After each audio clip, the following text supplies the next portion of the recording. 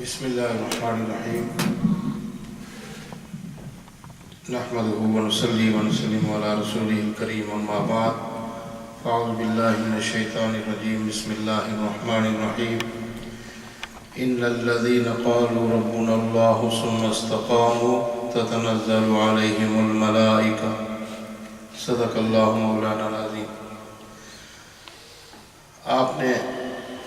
تعارف مختصر سے سن لیا اور یہ وہ خوش قسمت لوگ ہیں جنہوں نے زندگی بھر دربار عالیہ کے اس در سے وابستہ اپنے آپ کو رکھا اور بڑی استقامت سے رکھا. اللہ رب العالمین قرآن کریم میں ارشاد فرماتے ہیں کہ انسان کام شروع کرتا ہے پھر چھوڑ دیتا ہے پھر شروع کرتا ہے پھر چھوڑ دیتا ہے، لیکن سب سے بہترین شخص وہ ہے جو نیکی کا کام شروع کرتا ہے پھر اسی پہ وہ اس کا خاتمہ ہو جاتا ہے. استقامت کو کرامت سے بڑی کرامت کہا گیا ہے. تو قبلہ استاد صاحب رحمۃ اللہ تعالی علیہ کو جہاں حضرت قبلہ عالم رحمۃ اللہ علیہ کی طرف سے اور نوازشات تھی، ان کی ایک بڑی خوبی جو جس نے بھی انہیں دیکھا ہے اس نے یہ محسوس کیا ہوگا کہ وہ خوش اخلاق اور ہنس مکھ مزاج کے تھے. ہر وقت ان کے چہرے پہ مسکراہٹ اور سنگیوں سے بڑی محبت کے ساتھ ملنا، گھر تک کے حالات پوچھنا، بال بچے کے بارے میں پوچھنا، یہ ان کا ایک یعنی مشغلہ تھا. اور جو بھی شخص ان کے پاس جاتا، جب ان سے ملاقات کرنے کے بعد واپس آتا تو وہ یہ سمجھتا تھا کہ میں کسی ہمدرد کے ہاں بیٹھا رہا. اور ہمارا تو ان سے بہت زیادہ واسطہ رہا، چونکہ ایک ہی در سے داخل ہونے والے اور نکلنے والے دن میں پتہ نہیں کتنی بار ایک دوسرے کو دیکھتے ہیں، ملتے ہیں. جب ان کی پڑھائی کا سلسلہ ختم ہوا اور قبلہ عالم رحمۃ اللہ علیہ نے ان کی آسانی کے لیے وہاں دربار شریف میں ہی ایک حجرہ دے دیا تو وہ بڑے خوش ہوئے، اور اس لحاظ سے خوش ہوئے کہ مجھے یہ سعادت حاصل رہتی ہے کہ میں دن میں کم از کم 2-3 مرتبہ جناب کی زیارت کرتا ہوں اور باتیں سنتا ہوں. اب اس عمر میں انسان کو بے شمار چیزیں ہوتی ہیں. ان کی 3 بیٹیاں بھی تھیں اور اہل خانہ بھی تھے، اگرچہ ان کے نرینہ اولاد نہیں تھی، لیکن انہوں نے کبھی نرینہ اولاد نہ ہونے کا شکوہ بھی نہیں کیا. بس ان کے دل و دماغ میں اور ان کی جام اور مشام میں ہر وقت حضور قبلہ عالم رحمۃ اللہ علیہ کی باتیں اور آپ کی ہی یاد جو ہے وہ رواں دواں رہتی تھی. تو مجھے ایک مرتبہ فرمانے لگے کہ ہم پر بھی حضور کی بڑی عنایات ہیں، لیکن آپ پر تو کمال ہوگی، تجھ پر اور قاضی رفیق صاحب پر کمال ہوگی کہ تمہیں تو وہاں تک انہوں نے پڑھایا جہاں تک آپ نے بیٹوں کو نہیں پڑھایا. تو میں نے ان کو عرض کیا کہ یہ بات ہمارے ایک ایک بال سے اور اس کی منہ سے نکل رہی ہے کہ جتنا کرم واقعتاً ہم پر ہے اتنا کسی پہ نہیں ہوگا. میں صرف ایک بات، حضور قبلہ عالم رحمۃ اللہ علیہ جب آپ نے مجھے اسلامی یونیورسٹی اسلام آباد داخل کروایا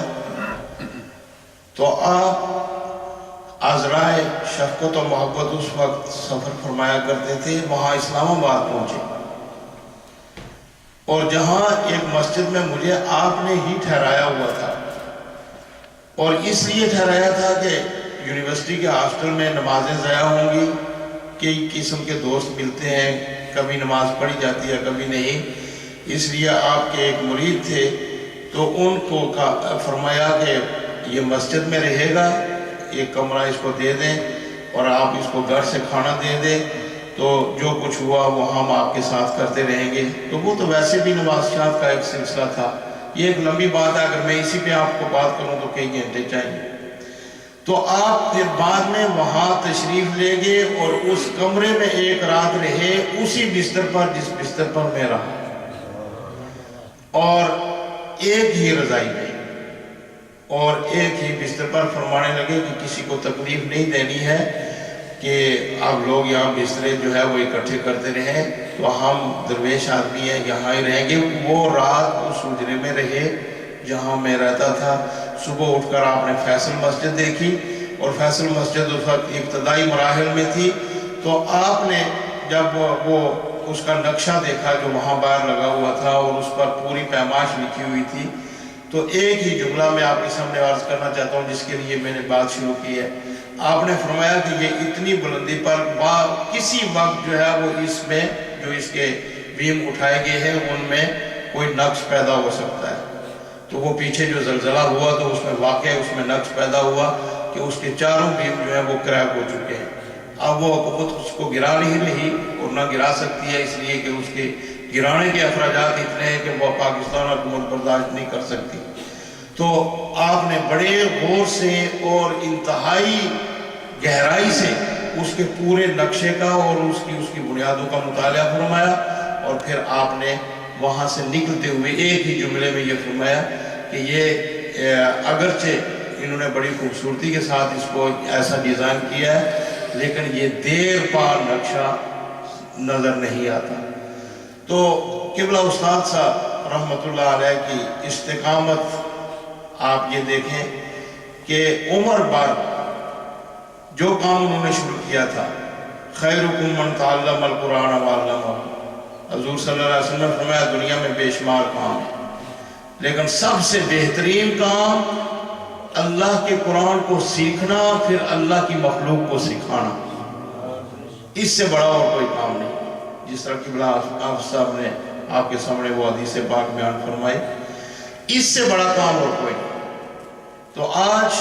قرآن کریم کی ساری صورتیں، سارے الفاظ ان کی قبر کے نور ہیں، اور یہ بھی تو روایات میں آتا ہے نا کہ فلاں صورت جو ہے وہ عذاب کے سامنے کھڑی ہوگی، فلاں یہ ہوگا، فلاں یہ ہوگا۔ تو جس شخص نے ساری عمر سارا قرآن پڑھایا اور پھر کسی ایک کو نہیں بلکہ ایک سلسلہ چل نکلا، قیامت تک جتنے لوگ جو انہوں نے پڑھائے ہیں ان سے آگے پڑھتے چلے جائیں گے، اللہ رب العالمین کے حکم سے سارا ثواب ان کو ملتا رہے گا۔ تو ہم صرف یہی دعا کرتے ہیں کہ جو استقامت پروردگار عالم نے انہیں عطا فرمائی تھی، اللہ رب العالمین اس در سے وابستہ ہر ایک کو وہ استقامت عطا فرمائے۔ اور سب